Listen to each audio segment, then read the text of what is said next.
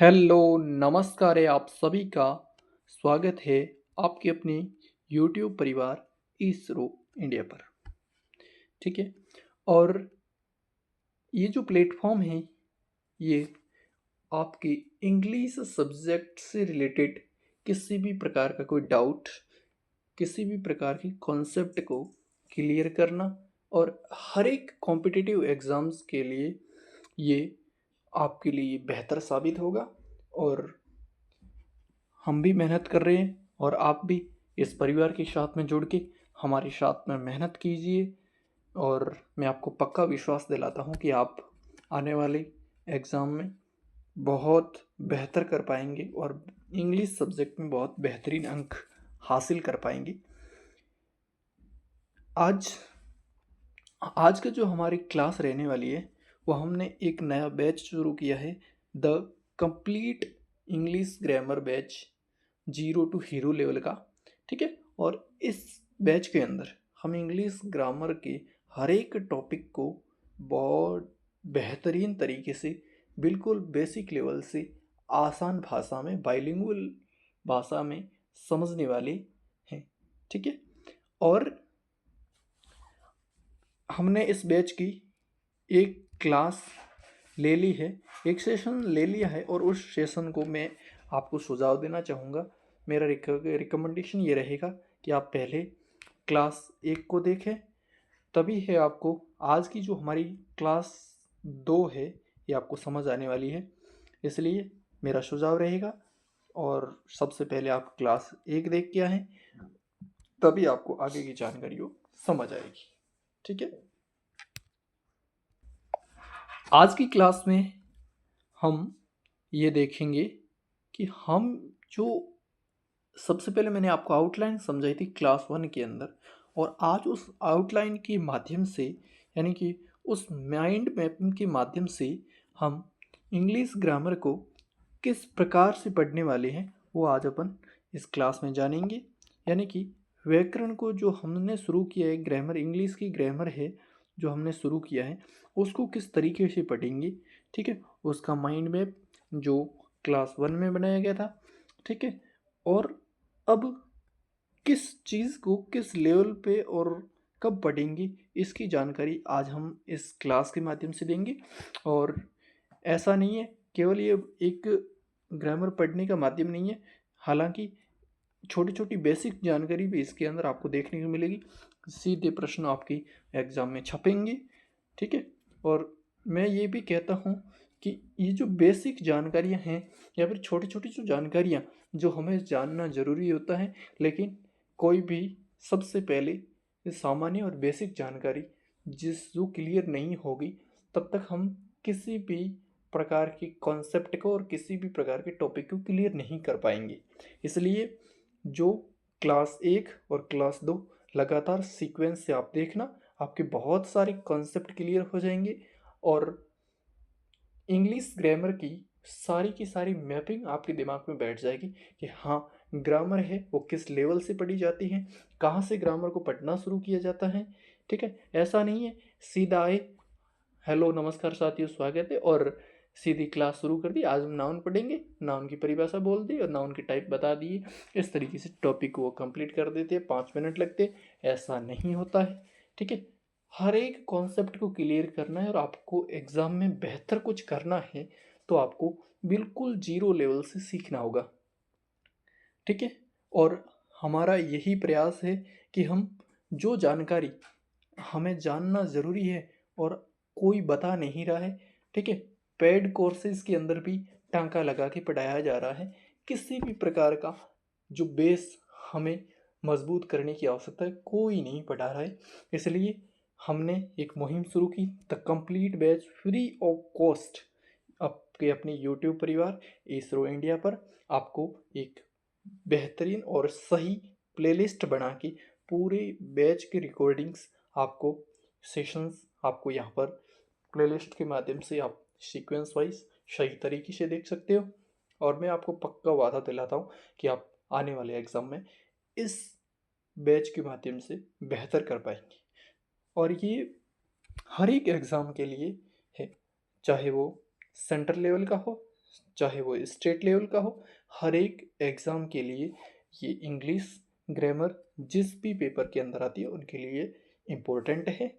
ठीक है, और क्लास 1 को पहले देख लेना। आज अपन शुरू कर रहे हो क्लास 2। ठीक है, और आज भी हम समझने वाले हैं कि इंग्लिश व्याकरण को किस तरीके से पढ़ेंगे, यानी कि किस लेवल पे और कौन सा टॉपिक किस समय पढ़ने वाले, और भाषा की ग्रामर को पढ़ने का एक तरीका होता है, उस तरीके को जानेंगे और उस तरीके से उस ग्रामर को पढ़ेंगे। ठीक है, तो अब यहाँ पे ग्रामर की माइंड मैप को समझने वाले हैं। ठीक है, और हमारी क्लास को शुरू करते हैं। सबसे पहले मैं यहाँ आपको बताना चाहूँगा, चलिए नेक्स्ट स्लाइड पे और हमारी क्लास को शुरू करते हैं। यहाँ से पूरी ग्रामर की माइंड मैप आपके दिमाग में बिठाने वाले हैं, किस तरीके से हमने ग्रामर पढ़ी। हालांकि आज आपके लिए ये जो माइंड मैप और जो लिखा हुआ एक टेबल है, ये आपको नई लग रही होगी और आपके लिए बिल्कुल नया लग रहा होगा।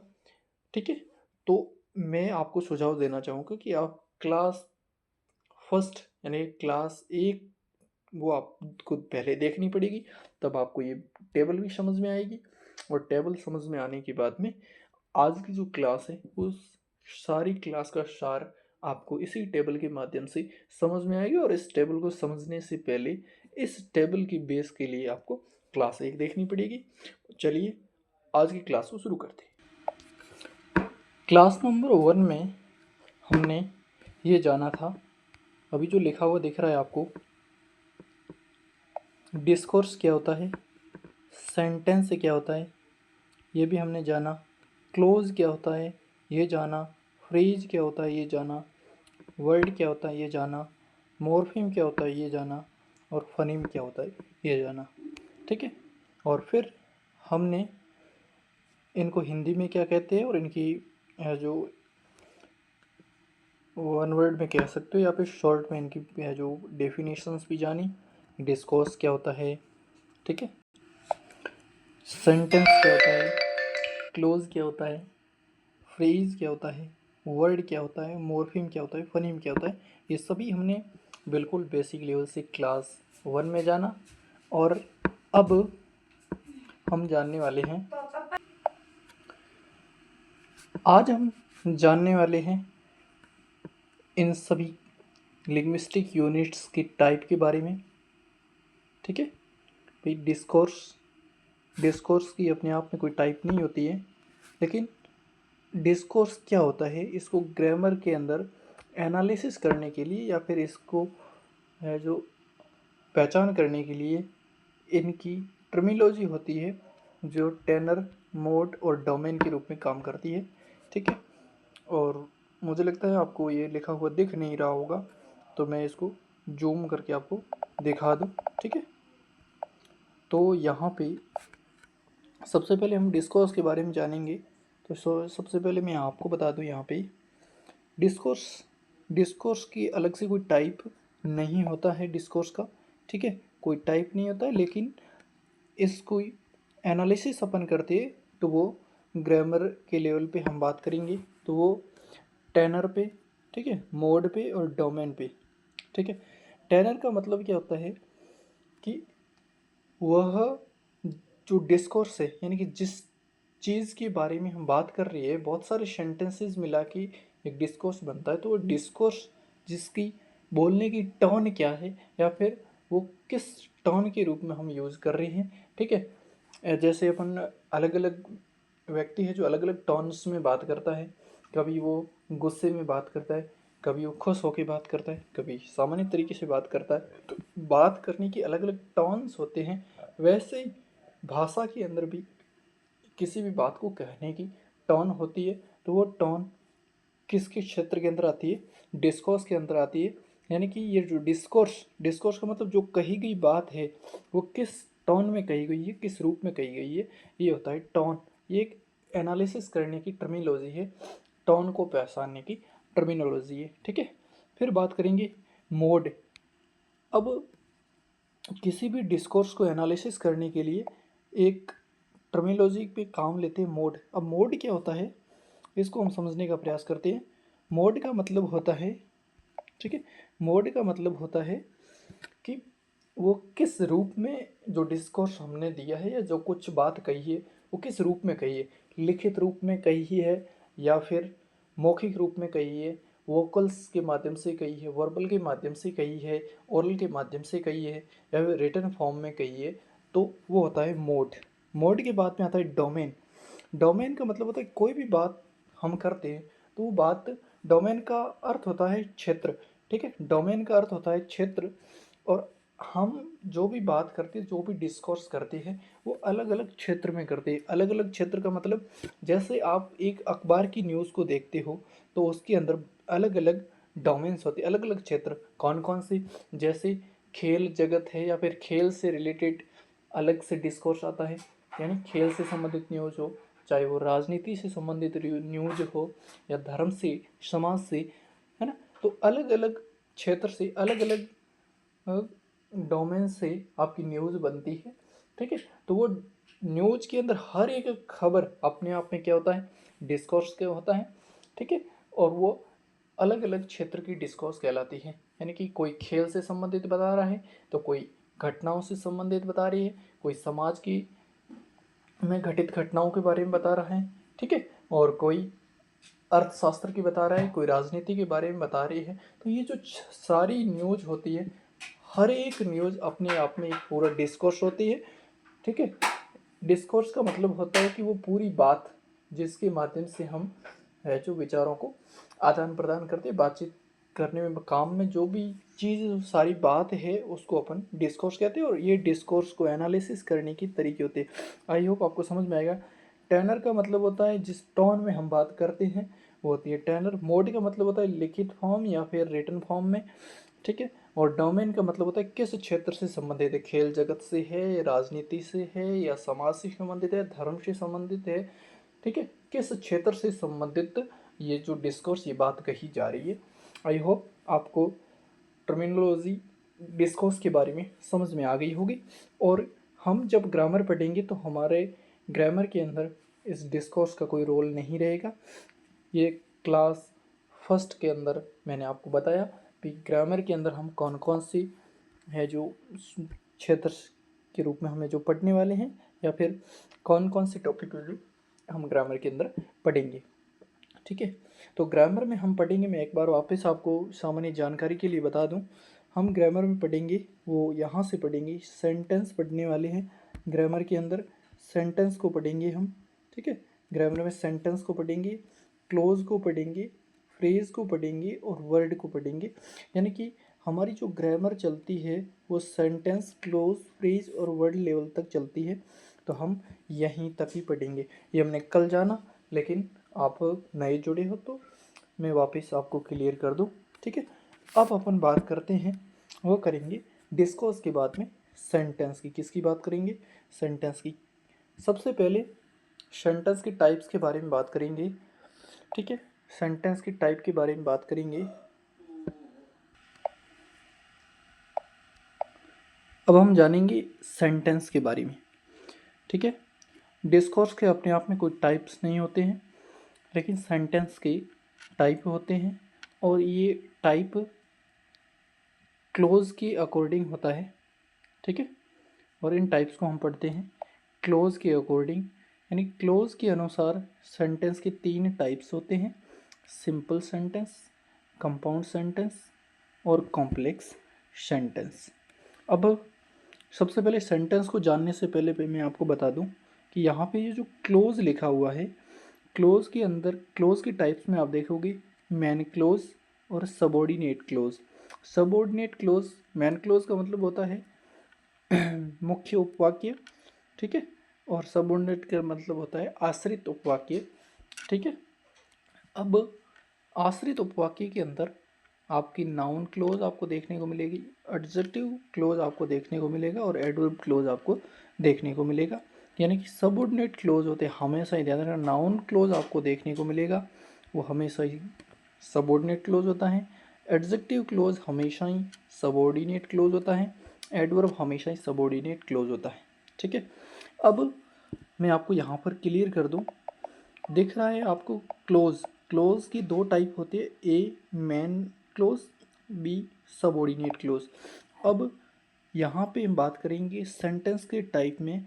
तो देखो सिंपल सेंटेंस का मतलब होता है कि एक मैन वर्ब। सिंपल सेंटेंस का मतलब होता है कि केवल एक मैन क्लोज होगी तो आपका सेंटेंस सिंपल सेंटेंस कहलाएगा, ठीक है। और दो मैन क्लोज मिलके कंपाउंड सेंटेंस का निर्माण करेगी, ठीक है। दो मैन क्लोज मिलके कंपाउंड सेंटेंस का निर्माण करेगी और दो मैन क्लोज को कंजंक्शन वर्ड के माध्यम से जोड़ा जाता है। और कंजंक्शन शब्द से दो मैन क्लोज को जोड़ के और दो मैन क्लोज का अपने आप में एक सेंटेंस तैयार होता है, उसे हम कंपाउंड सेंटेंस कहते हैं, ठीक है। उसके बाद में बात करेंगे कॉम्प्लेक्स सेंटेंस की। कॉम्प्लेक्स सेंटेंस होता है ये जो सबऑर्डिनेट क्लोज है और एक मैन क्लोज। तो आपको सबसे पहले आपको एक मैन क्लोज दिखेगी, एक मैन क्लोज, और उस मैन क्लोज के साथ में एक दो तीन चार कितने भी सबऑर्डिनेट क्लोज जुड़ सकते हैं, ठीक है। तो मैन क्लोज और सबऑर्डिनेट क्लोज का एक सेंटेंस बनता है, उस सेंटेंस को हम क्या कहते हैं, कॉम्प्लेक्स सेंटेंस कहते हैं। अब सिंपल तरीके से मैं आपको वापस समझा दूँ। केवल एक मैन क्लोज हो तो सिंपल सेंटेंस, दो मैन क्लोज मिलके कंजक्शन के माध्यम से जोड़ के दो मैन क्लोज अपने आप में सेंटेंस बनता है, वो कंपाउंड सेंटेंस होता है। और एक मैन क्लोज और बाकी सारी सबऑर्डिनेट क्लोज, यानी कि एक मुख्य उपवाक्य और उसके ऊपर डिपेंड करने वाले सबऑर्डिनेट यानी कि आश्रित उपवाक्य होंगे, ठीक है। आश्रित उपवाक्य होंगे, वो कौन सा सेंटेंस बनाएगी, कॉम्प्लेक्स सेंटेंस बनाएगी। ये बात क्लियर हो पा रही है। तो आई होप आपको ये समझ में आया होगा कि डिस्कोर्स क्या होता है, डिस्कोर्स के बाद में सेंटेंस क्या होता है, और सेंटेंस की टाइप कौन कौन सी तीन टाइप्स होती है, सिंपल, कंपाउंड और कॉम्प्लेक्स। ये आपको समझ में आया होगा। अब हम बात करेंगे सेंटेंस की एनालिसिस हम किस लेवल पे करते हैं। यानी कि एक ग्रामर के अंदर जब भी हम कोई भी सेंटेंस लेते हैं और उस सेंटेंस को पहचान हम ग्रामर में किस लेवल से करते हैं और किस प्रकार करते हैं, तो उस टर्मिनोलॉजी का नाम क्या है। जैसे डिस्कोर्स की टर्मिनोलॉजी का हमने पढ़ा टेनर, मोड और डोमेन था, उसी प्रकार सेंटेंस की टर्मिनोलॉजी में हम शॉर्ट में इनका नाम ले लेते हैं, वो है SVOCA, SV या फिर SPOCA, जैसे आपको यहाँ पे दिख रहा है, ठीक है। और यहाँ पे NOC नहीं है, यहाँ पे VOC है। VOC का मतलब होता है वोकेटिव। क्या होता है ये भी हम समझेंगे। VOC का मतलब होता है वोकेटिव। यहाँ NOC नहीं है, यहाँ VOC है, ये बात समझना आप, ठीक है। अब सेंटेंस को हम ग्रामर में किस रूप में पहचानेंगे, तो वो पहचानेंगे SV या फिर V को ही बोलते हैं POCA, ठीक है। ये इनकी टर्मिनोलॉजी का नाम है। अब ये हमने शॉर्ट फॉर्म के रूप में यहाँ पर टेबल में लिखा है। S का मतलब क्या होता है, V का मतलब क्या होता है, या फिर P का मतलब क्या होता है, O का मतलब क्या होता है, C का मतलब क्या होता है, A का मतलब क्या होता है, और V और C का मतलब क्या होता है, ये हम इनकी फुल फॉर्म्स के बारे में जानेंगे, ठीक है। तो देखो यहाँ पे मैं एक बार बता दूं, बाकी आगे आपकी टेबल आने वाली है इन सभी की फुल फॉर्म्स के बारे में, ठीक है।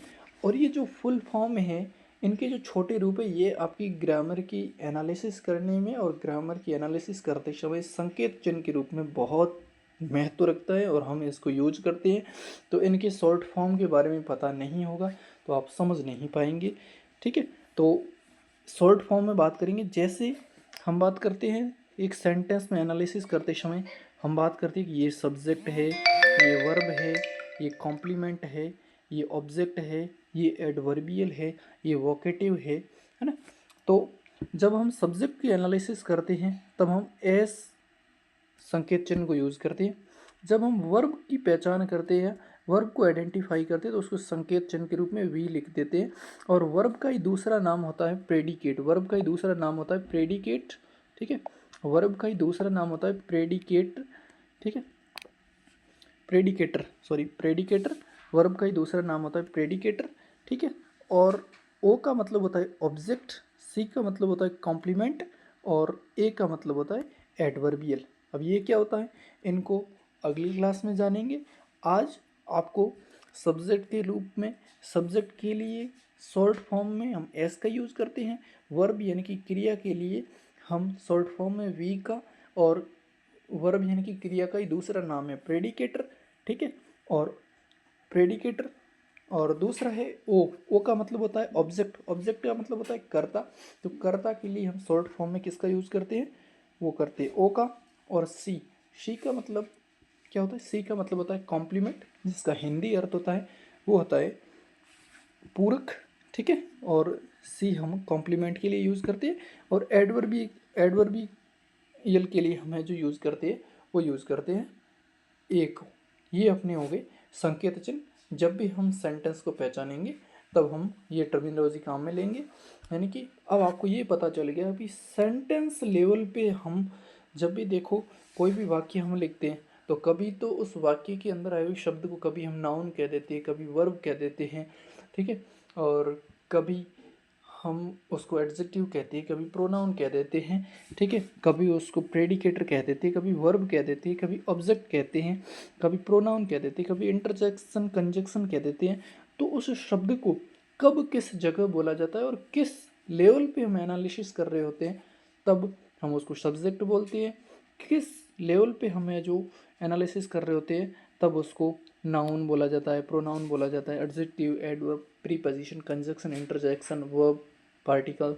किस लेवल पे एनालिसिस करते हैं तब हम एनालिसिस करते समय नाउन ऐसे ही संकेत चिन्ह लिखते हैं। किस लेवल पे करती है तब सब्जेक्ट, वर्ब, ऑब्जेक्ट, कॉम्प्लीमेंट और एडवर्बियल लिखते हैं। ये भी पहचानेंगे, ठीक है। अब हमने डिस्कोर्स के बारे में जाना, हमने जाना सेंटेंस के बारे में, और हमने जाना क्लोज के बारे में। क्लोज की बात में आती है फ्रेज, ठीक है। फ्रेज, और फ्रेज की डिफरेंट डिफरेंट टाइप होते हैं। सबसे पहले मैं आपको यहाँ पर बता दूँ, इनकी शॉर्ट फॉर्म लिखी हुई है। एनपी का मतलब होता है नाउन फ्रेज, बी बी पे लिखा हुआ है एडजेक्टिव फ्रेज, एडीजेपी का मतलब होता है एडजेक्टिव फ्रेज, एडीवीपी का मतलब होता है एडवर्ब फ्रेज, वीपी का मतलब होता है वर्ब फ्रेज, पीपी का मतलब होता है प्रीपोजिशनल फ्रेज, और जीपी का मतलब जेनेटिव फ्रेज। समझ में आ गया होगा। अब क्लोज लेवल पे ही जो वाक्य के अंदर अपन सेंटेंस की एनालिसिस करते हैं वही क्लोज लेवल पे करते हैं। सॉरी, मैं आपको वो बताना भूल गया, क्लोज लेवल पे एनालिसिस करते हैं वो सेम टर्मिनोलॉजी जो सेंटेंस में यूज़ करते हैं वो यूज़ करते हैं। अब फ्रेज लेवल पे हम यूज़ करते हैं टर्मिनोलॉजी, यानी कि फ्रेज के एनालिसिस करते समय हम काम में लेते हैं उस टर्मिनोलॉजी का नाम है वो है MHM। एम का मतलब होता है मॉडिफायर है, और एच का मतलब होता है हेड, और इस एम का मतलब फिर से होता है मॉडिफायर। अब देखो कोई भी सेंटेंस के अंदर आपको एक मुख्य शब्द दिखेगा, ठीक है। और मुख्य शब्द के बारे में विशेषताएं बताने या फिर उनको मॉडिफाई करने वाले शब्द जो शब्द से मुख्य शब्द से पहले आता है उसे तो हम कहते हैं वो है प्री मॉडिफायर के रूप में, ठीक है। मॉडिफाई करता है किसी मुख्य शब्द को, और ये जो मुख्य शब्द है इसके बाद आने वाले शब्द को हम कहते हैं पोस्ट मॉडिफायर, ठीक है। इस एम का मतलब होता है प्री मॉडिफायर, और बाद वाले एम का मतलब होता है वो पोस्ट मॉडिफायर, और ये एच का मतलब होता है हेडवर्ड यानी कि मुख्य शब्द, ठीक है। और हम एक फ्रेज, जब फ्रेज को ग्रुप ऑफ वर्ड्स की फ्रेज में इसको समझेंगे तब उनका हेडवर्ड कौन सा है, उनको मॉडिफाई करने वाले मॉडिफायर्स कौन से, कौन सा प्री मॉडिफायर है, कौन सा पोस्ट मॉडिफायर है, ये एनालिसिस हम किस लेवल पे करते हैं, ये एनालिसिस हम फ्रेज लेवल पे करते हैं, ठीक है। अब यहाँ से हम आगे बढ़ेंगे, ठीक है। अब आते हैं, बात करेंगे हम वर्ड के बारे में, ठीक है। वर्ड के बारे में बात करेंगे, तो यहाँ पे बात करते हैं वर्ड के बारे में। तो वर्ड की एनालिसिस की कोई टर्मिनोलॉजी नहीं होती है।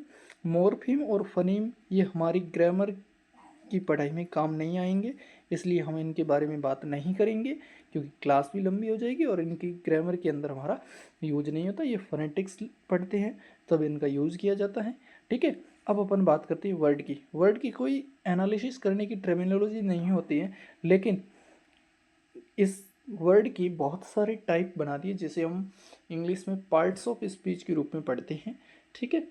और उन पार्ट्स ऑफ स्पीच जो शब्द की टाइप होते हैं वो कौन कौन सी टाइप होती है, नाउन होती है, प्रोनाउन, ठीक है, adjective, verb, adverb, preposition, conjunction, interjection, ठीक है। हालांकि आज डिटर्मिनर का भी अलग से पार्ट्स ऑफ स्पीच के रूप में यूज़ करने लगे हैं और पार्टिकल के बारे में जानेंगे। ये वर्ड की टाइप्स है, इनको हम एनालिसिस करते हैं, ठीक है, वर्ड के लेवल पे, ठीक है।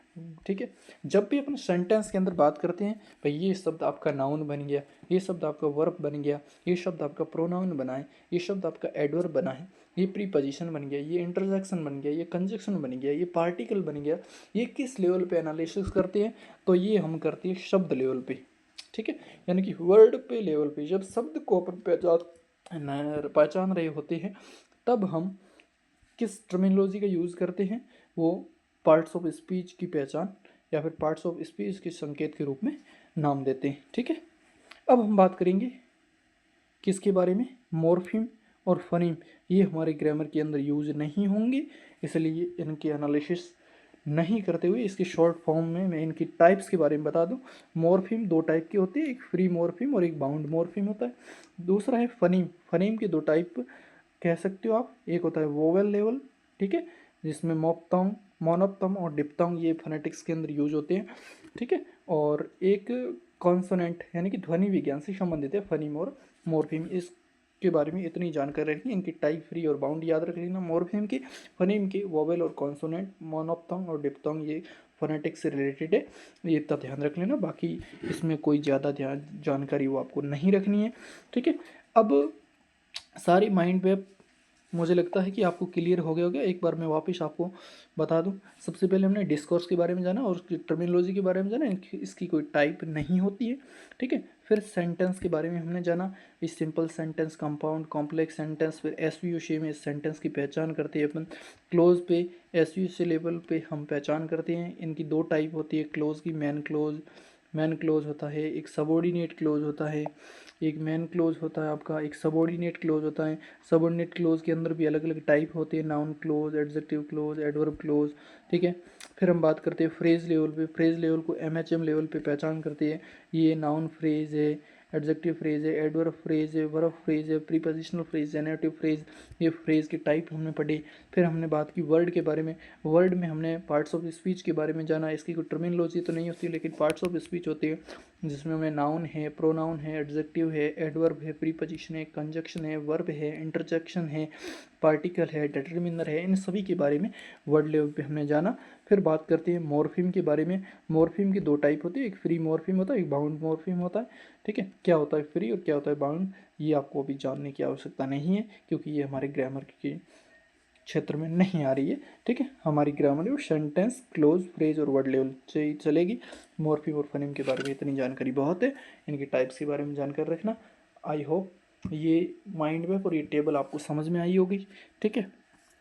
हालांकि हमारी दिक्कत यहाँ पे आ रही है कि क्लासेस को हम है जो पीपीटी के रूप में नहीं लेके बिल्कुल एनालिटिक तरीके से बोर्ड के ऊपर जैसे पढ़ाते हैं उसी तरीके से पढ़ाएं, लेकिन स्टाइलिश है जो मोबाइल के अंदर बेहतरीन तरीके से काम नहीं कर पा रहा है, इसलिए हमें जो इस क्लास को पीपीटी के रूप में पढ़ा रहे हैं, ठीक है।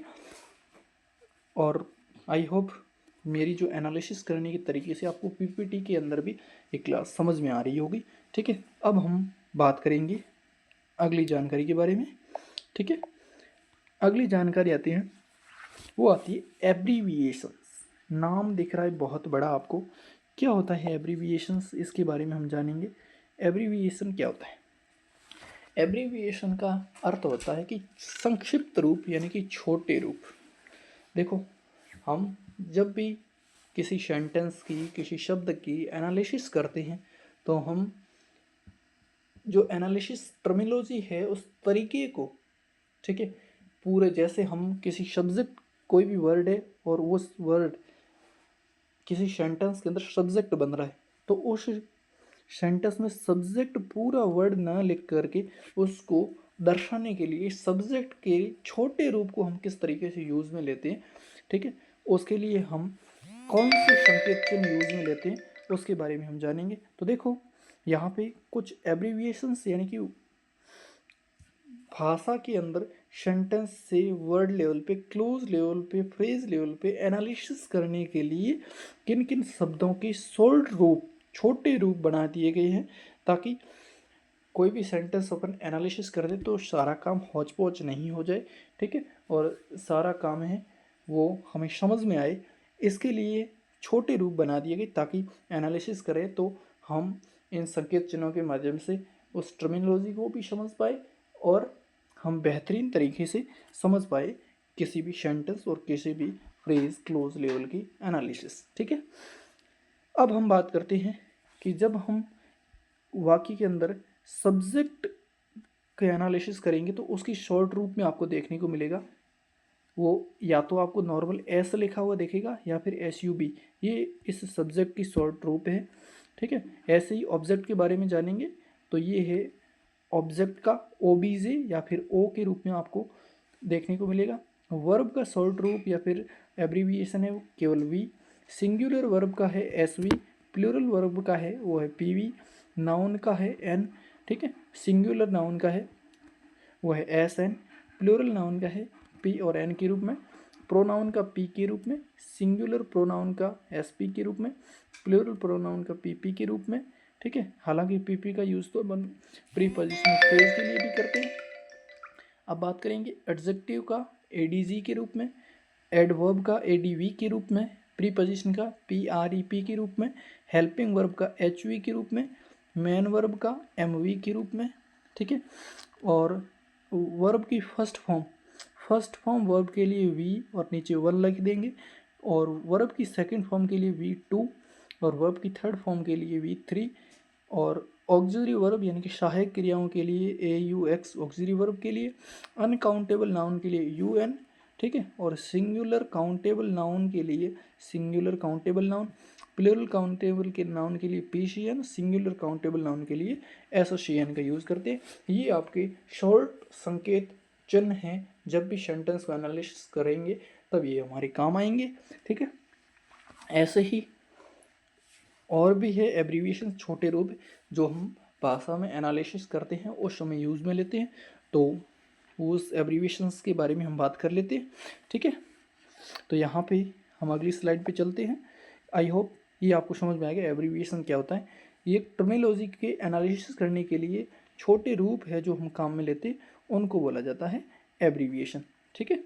और इनको सिंबल्स भी संकेत चिन्ह के रूप में भी यूज़ करते हैं। चलिए अगली स्लाइड पे चलते हैं, और ये कुछ सिंबल्स और है जो हम यूज़ करते हैं, तो ये आप अगर पढ़ना चाहें तो किसके लिए हम किस संकेत चिन्ह का यूज़ करते हैं वो अभी बता देता हूँ मैं आपको। सबसे पहले यहाँ पर आप बात करेंगे तो देखो ए एडवर्बी के लिए, ए यू एक्स ऑक्सिलरी वर्ब के लिए, कॉम्प्लीमेंट के लिए, ठीक है, ऑब्जेक्ट कॉम्प्लीमेंट के लिए, सब्जेक्ट कॉम्प्लीमेंट के लिए, हेडवर्ड के लिए, ठीक है। ये आप समझ पा रहे हो कि ये लेबल्स हैं और ये फंक्शन है। इस फंक्शन के लेबल के रूप में हम इनकी शॉर्ट फॉर्म को यूज़ करते हैं। तो यहाँ पे आपको यहाँ देखने को मिल रहा होगा, ठीक है, ये इनके लेबल्स आपको देखने को मिल रहे होंगे यहाँ पे, और ये इसकी फंक्शन है, और इस फंक्शन के लिए छोटे रूप में आपको यहाँ पे जो संकेत चिन्ह आपको देखने को मिल रहे होंगे, ठीक है। अब हम बात करेंगे कुछ एक और है यहाँ पे संकेत चिन्ह। देखो मैन वर्ब के लिए, ऑब्जेक्ट के लिए, डायरेक्ट ऑब्जेक्ट के लिए, इनडायरेक्ट ऑब्जेक्ट के लिए, प्रेडिकेटर के लिए, सब्जेक्ट के लिए, वोकेटिव के लिए शॉर्ट रूप में यहाँ पे आपको संकेत चिन्ह आपको देखने को मिलेंगे, ठीक है। ये सारे के सारे जब भाषा में हर एक भाषा के लेवल को व्याकरण के अंदर एनालिसिस करेंगे तब हमारे ये शॉर्ट रूप जब हम यूज़ करेंगे तब किस शॉर्ट रूप में किस संकेत चिन्ह किस टर्मिनोलॉजी के बारे में बात हो रही उसको जानने में मदद मिलेगी। अब देखो यहाँ पे एडवर्बियल क्लोज है, एडजेक्टिव क्लोज है, एडजेक्टिव क्लोज है, एडजेक्टिव फ्रेज है, एडवर्ब है, एडवर्ब फ्रेज है, ठीक है, कंपेरेटिव क्लोज है, सबऑर्डिनेटिंग एंड कोऑर्डिनेटिंग कंजक्शंस है, क्लोज है, डेटर्मिनर है। इन सभी के लिए शॉर्ट रूप में जो भी फॉर्म हम यूज़ करते हैं वो आपको यहाँ पे दिख रही होगी, ठीक है। ये शॉर्ट फॉर्म हम इन सभी के लिए यूज़ करते हैं, ये आपकी फॉर्म लेवल पे हम पहचान करते हैं तब काम में आती है, ठीक है। और अब हम बात करने का प्रयास करेंगे, कुछ एक और यहाँ पे दे रखे हैं, इनको भी आप पढ़ना किसके लिए या जो हम शॉर्ट रूप में यूज़ करते हैं क्या होता है। Enumerator, generative phrase, interjection, man close, noun close, ठीक है। Noun, noun phrase, preposition, prepositional close, इनके लिए शॉर्ट फॉर्म कौन कौन से यूज होती है ये भी आपको जानकारी रखनी बेहद ज़रूरी है। इसी के साथ में कुछ एक और आपको यहाँ पर देखने को मिलेगा, इनको भी आप जान सकते हैं, ठीक है। और ये आपकी शॉर्ट फॉर्म्स जो लेबल के रूप में हम किसी भी सेंटेंस को एनालिसिस करते हैं तब लेबल के रूप में हम पहचान के लिए यूज करते हैं, ठीक है। और अब कुछ एक और सिंबल्स हैं, उनको भी 1 मिनट के अंदर जान लेते हैं। कुछ एक यहाँ पे भी आप देख सकते हो क्या होती है इन्फिनेटिव क्लोज, जिरेंड क्लोज क्या होती है, पार्टिसिपल क्लोज क्या होती है, इन्फिनेटिव क्लोज क्या होती है, ठीक है। ये क्लोजेस के बारे में यहाँ पे शॉर्ट फॉर्म आपको देखने को मिल रही है, ठीक है। ये हालांकि ये इतने एब्रीविएशंस आप शॉर्ट रूप में तो यूज़ नहीं ले सकते, लेकिन ऊपर वाले जो यहाँ से देख रहे हैं एक इस पेज की, ठीक है, इसको और इसको आप जान लेना, ठीक है। और आपकी ग्रामर के बारे में इतनी जानकारी होगी तो भी बहुत है, ठीक है। अब हम चलते हैं अगली स्लाइड पे, ठीक है। अब हम जानने का प्रयास करेंगे, कुछ एक सिंबल और है ये भी आप जान लेना, ठीक है। आई होप दिख रहा होगा आपको। और उसके बाद में यहाँ पे आते हैं, हमने सबसे पहले माइंड मैप की जो टेबल पढ़ी थी उसमें हमने पढ़ा था भाई, हमने सेंटेंस को एनालिसिस जब हम करते हैं, सेंटेंस को एनालिसिस करते हैं तब हम एसपीओ लेवल पे करते हैं, ठीक है। और जब फ्रेज की हम एनालिसिस करते हैं तब हम एमएचएम लेवल के रूप में करते हैं, ठीक है। तो इन एमएचएम का मतलब क्या होता है ये मैंने हालांकि पहले आपको बता दिया, लेकिन अब स्लाइड आ गई है तो सामान्य सी जानकारी मैं आपको यहाँ पे दे दूँ, ठीक है। फटाफट से हमारी क्लास को ख़त्म करेंगे और ये हमारी लास्ट स्लाइड रहने वाली है, ठीक है। तो एस वी और ऑब्लिक में पी लिखा है, इसका मतलब क्या हुआ, वी और पी दोनों ही एक ही है, ठीक है। फिर ओ शी ए, इसका मतलब क्या होता है, एस का मतलब होता है, एस का मतलब होता है वो होता है सब्जेक्ट, वी का मतलब होता है वर्ब। और यहाँ पे ये जो प्लेस लिखा हुआ है ये प्लेस नहीं होता है, ठीक है, ये प्लेस नहीं है। यहाँ पे वर्ब और पी का मतलब होता है प्रेडिकेटर, प्रेडिकेटर और वर्ब दोनों ही एक ही है। यानी कि आप ऐसे समझ लो, वर्ब, वर्ब को मतलब क्रिया, और क्रिया का ही दूसरा नाम ग्रामेटिकल रूप में हम यूज़ करते हैं उसे प्रेडिकेटर भी कहते हैं। ऐसे भी कह सकते हो आप एस वी ओ सी ए की पहचान या फिर एस पी ओ सी ए की पहचान करना।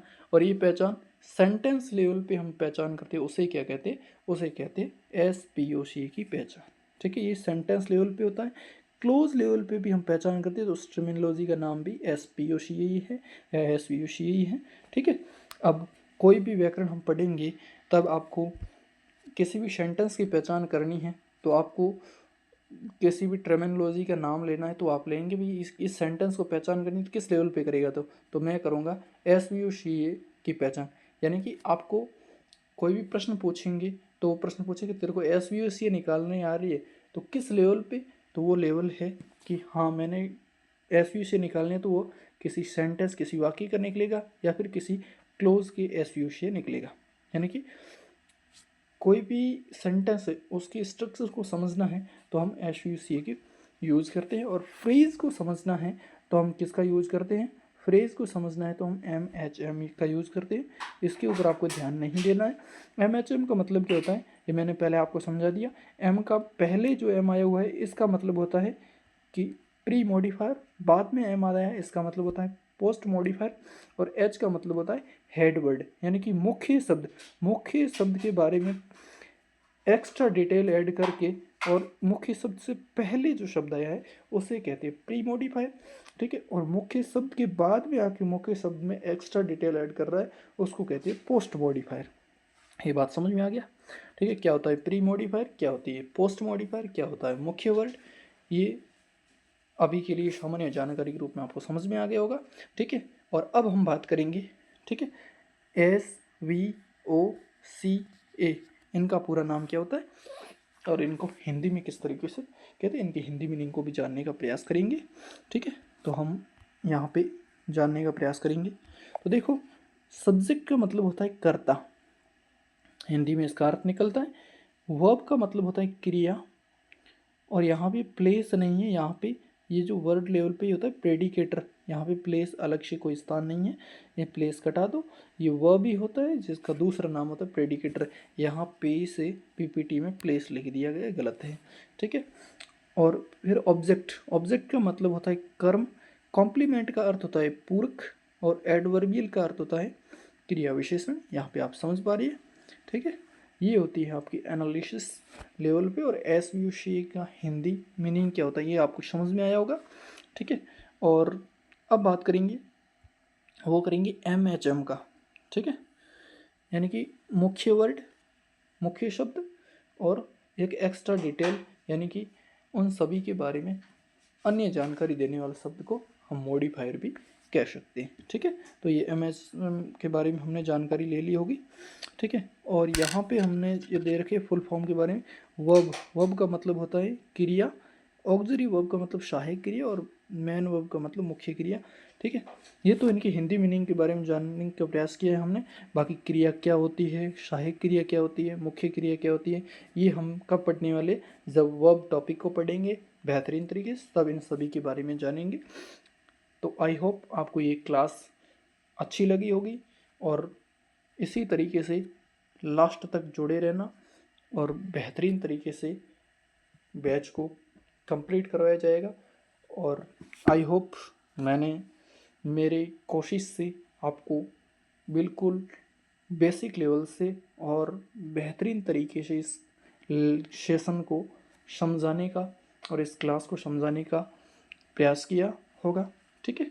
उम्मीद करता हूँ आपको समझ में भी आया होगा, ठीक है। और बाकी क्लास से संबंधित किसी भी प्रकार की समस्याएं आ रही है तो आप कमेंट सेक्शन में अपनी राय देना, ठीक है।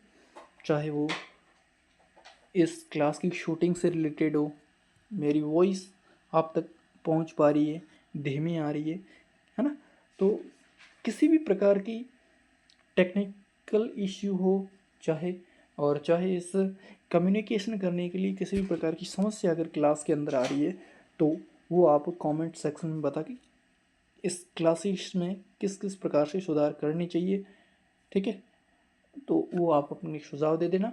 हालांकि अपने पास में कोई ऑफिशियल स्टूडियो तो है नहीं, लेकिन थोड़ी बहुत मैं भी सुधार करने का प्रयास करूँगा, और थोड़ा बहुत आप मैनेज कर लेना, ठीक है। और बात करेंगे आपके इस परिवार की सपोर्ट की, तो ज़्यादा से ज़्यादा आप इस परिवार को सपोर्ट कीजिए, ठीक है। और आपका सपोर्ट ही हौसला अफजाई करता है, और हम कुछ बेहतर करने का प्रयास करते हैं, ठीक है। और हम कुछ ऐसा लाने का प्रयास करते हैं जिस चीज़ की हमें आवश्यकता है, जिस चीज़ की जानने की हमें आवश्यकता है, उस चीज़ को कोई नहीं समझा रहा है, तब जाके हम तब तक इन चीज़ों का क्लियर नहीं करेंगे, तब तक हमारे ग्रामर की कॉन्सेप्ट क्लियर नहीं होंगे, ठीक है। तो हम उस चीज़, हर एक चीज़ को लाने का प्रयास करते हैं जिस चीज़ की या फिर जिस कंटेंट की आवश्यकता होती है, ठीक है। आई होप आपको ये क्लास पसंद आई होगी, ठीक है। और आप इस परिवार का हिस्सा बन सकते हैं सब्सक्राइब करके, और इस परिवार को बढ़ाने के लिए आप इस सेशंस को अपने मित्र मंडली दोस्तों के साथ में शेयर करो, ताकि हर एक उस बच्चे तक ये क्लास पहुंच पाए, ठीक है। और बाकी किसी प्रकार का सुझाव है तो आप कमेंट सेक्शन में बता देना। चलिए चलते हैं, धन्यवाद, जय हिंद, जय भारत।